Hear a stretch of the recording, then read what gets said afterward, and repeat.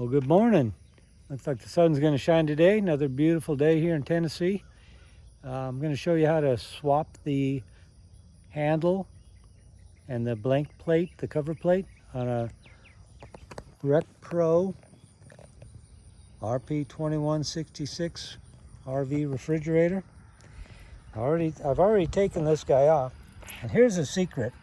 You got to put a screwdriver in there, and the spring actually holds this hinge. See that going up and down? So you put a screwdriver in there, bring this hinge down, and that top half will pop out, or bottom half, depending on what side. Now the trick to putting this back in, put it to the other side. Don't try to put it in like this. What you have to do is you have to force this spring around this way, and it lays down like that. You got to be kind of tricky. You just got to hold that down while you put it in. Otherwise, it won't go in far enough to latch.